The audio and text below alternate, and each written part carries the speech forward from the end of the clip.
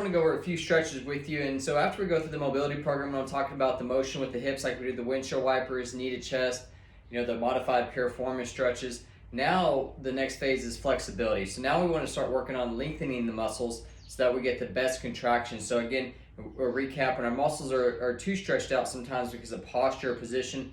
Our muscles get lengthened too much and the fibers can't contract, versus if you have too tight of a muscle, say someone's bound down their shoulder or their hip flexor, the muscle fibers are too close together, they can't actively contract. So what we want is that the optimal position where they can basically bind together and give the best force. So I've got a stretch band with me, and I'm going to get on the ground and show you those stretches real quick. But anyways, I just want you to kind of get an understanding of why we want good flexibility. Now again, there's not a perfect flexibility measurement, as far as it's kind of figuring out your body over time and seeing, depending on your performance, sometimes you want a little bit tighter muscles because of the activation of the contraction that you're wanting to do. So there's going to be a lot of variety in that. But in general, it's just mainly getting the joints opened up and then releasing the tension of the muscles around there is the name of the game. So let's go ahead and get on the ground here. I've got a stretch band.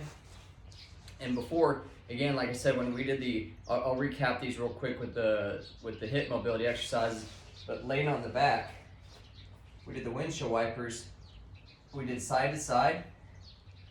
So feet and knees are about shoulder width apart. Then we did knee to chest, where we pulled in and out, switching. Good. And then we had it to where we brought the knee over the top. Just nice and easy to open up the hip. Same thing on the other side. And then we went into laying on the side and did our leg lifts on the side. Now I want to go back in and kind of recap some of the bigger major muscle groups around. Remember, it's a game of forces, so if we knock out the main forces, then it's easier to keep those big joints opened up. So what I like to do is, you can keep one leg straight or one knee bent, but when I'm doing a hamstring stretch, laying back is always better to do for the hamstring. Keep one knee bent, that way you can secure your pelvis, and then nice easy relaxation. So sometimes I'll, depending on how tight it is, I'll pull it for 5, 10, 20 seconds, nice and easy. Then I'll release it and then do the pull again. So my whole goal with this is just to warm up into the motion. Once I feel like I've done a few of these, then I focus on the hold for 15 seconds. So again, I have this knee bent, hip and knee slightly bent. I'm pressing my belly button flat into the ground here. Nice easy pull. 10, 15, 20 seconds. So again, I'll do a few of these and then I ramp into the 3 sets of 15 seconds. The whole goal is kind of relaxing that muscle, let the joint receptors, nerves, everything kind of relax, calm down. Then it's easier to get that stretch on. Then I'll do the same thing on the other side. Again, knee bent. Now sometimes if you have really tight calf muscles, you'll feel that pull when you're pulling the toe toward you. Again, same thing. Start out easy, 5, 10, 15, 20 seconds. And then once you have a few of those in, then you can do the pull. And that's where you do that static hold for 10 to 15 seconds. Anyways, up to 30 seconds. Just depends, again, the activity you're going into. So I like to kind of just stay relaxed, let the nervous system calm down here. Now the other one was what we did was the side pull. So adding into that one with that knee bent, pulling across the chest. Now I'm gonna go knees bent here, straighten the leg, pulling across the side. Same thing, I like to ease into it. Maybe sometimes I do a few reps at first before doing the static hold.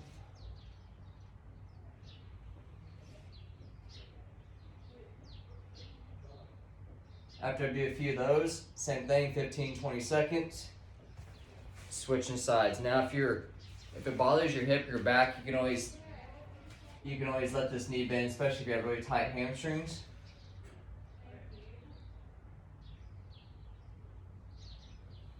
Sometimes people like to put a pillow behind their head. But again, the whole goal is just letting your body relax That way this muscle allowed to pull over to the side.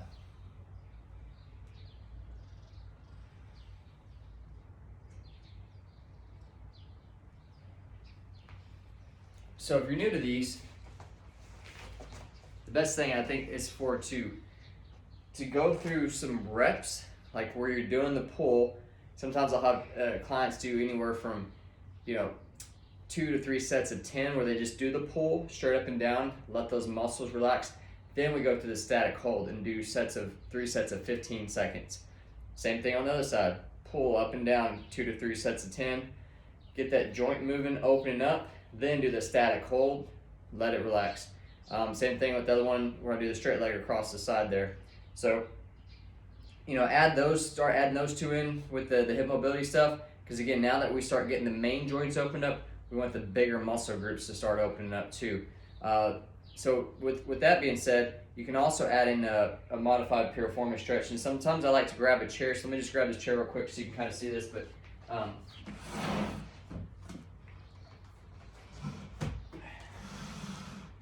with this one,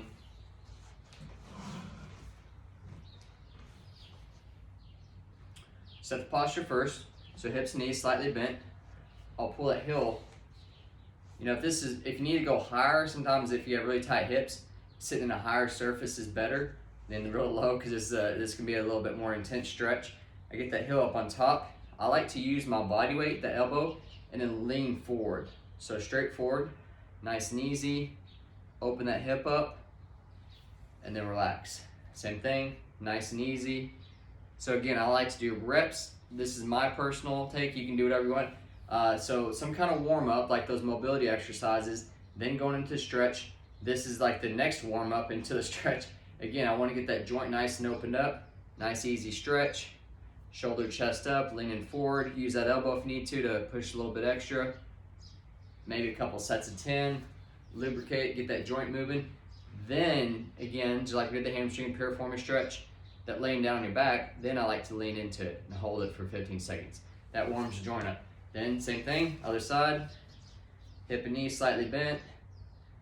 Use my body weight. Again, maybe I can go into, do a couple of reps where I just in and out, nice and easy. That helps loosen it up. Do a couple of sets. 1, 2, 3 sets of 10, whatever works for you.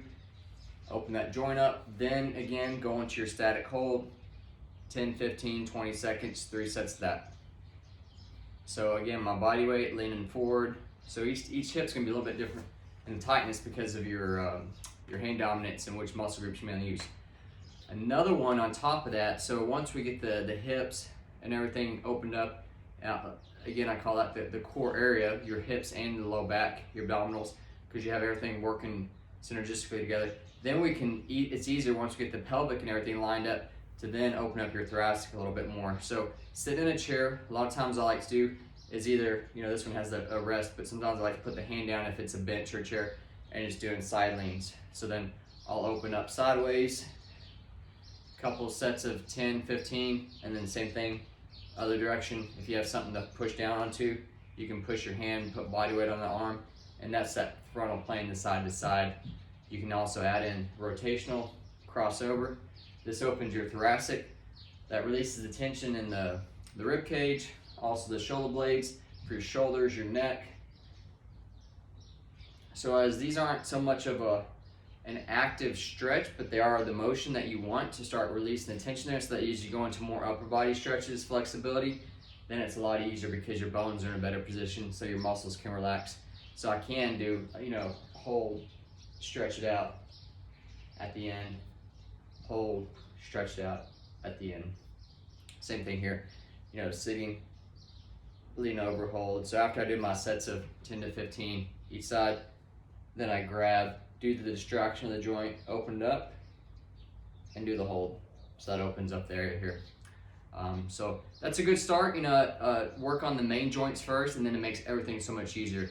So again, we start at the core, the hips, low back, get everything moving there. Your hamstrings, your glutes, your quads. The quad one, sometimes if I don't do the,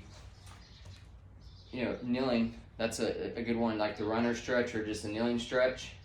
I like to use a bench sometimes, but you know, if you have something put on your knee, flex hip and knee slightly bent. Don't let the back arch, arms overhead, reaching up. Good. Same thing here, you can add in your cross rotational, kind of open up the chest a little bit more. And then you're gonna flip it. Hip and knee slightly bent, lean forward. Open up, don't arch the back. So I like to suck the stomach in, and then also do my rotational side to side. Perfect. So if we're not standing, you know, you can do a standing one where you have the chair, turn it sideways, just for the balance.